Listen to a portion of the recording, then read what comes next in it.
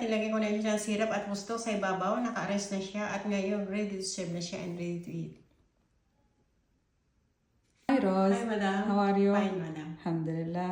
اليوم روز بتسوي لكم بسبوسة بالقشطة. يلا روز. Hello mga kabayan, ngayon mag ako ng basbusa with cream. At ayan, ready ko na itong 1 cup ng Smith. Ito yung ginamit kong cup. At ito 1 cup ng coconut powder. Ito rin yung cup niya. At 1 half cup ng sugar. Ito yung cup. At 1 half cup ng oil. Gagamitan ko siya ng 1 yogurt. At 3 nitong freeze cream. 3 egg. 1 teaspoon ng baking powder. At 1 half teaspoon ng vanilla powder. Blender tong egg at add ko na rin tong oil,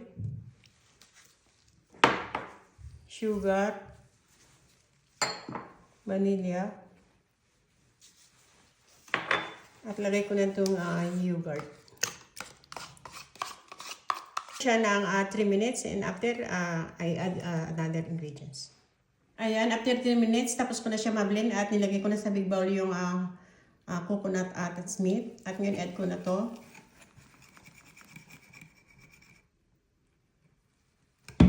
I-mix ko siya. Tatakpan ko ng 10 minutes at after 10 minutes i-add ko na yung baking powder. Ayan, after 10 minutes i-add ko na tong baking powder. Mix ko siya.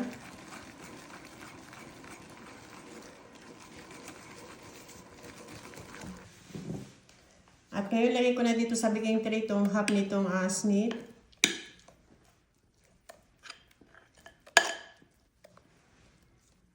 لا مور شوي.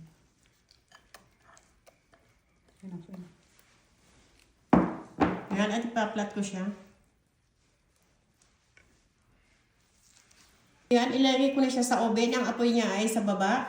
At yung kalahati ay isisit aside ko. Hintayin ko lang siya little brown yung pagilid niya. At after, ipapakita ko sa inyo kung paano ang next procedure. Ayan, after 20 minutes, inahon ko muna siya at ilalagay ko na itong cream.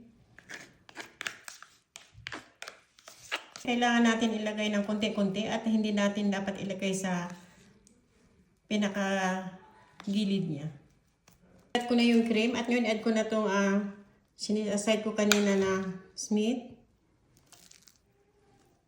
I-flat ko na yung Smith at ngayon ibabalik ko siya sa oven. Ibababa ko yung silk niya sa pinakaibaba at aapoyan ko siya sa taas hanggang mag-brown siya.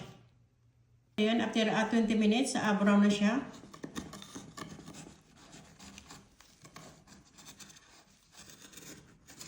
Ayan, at nilagay ko na yan.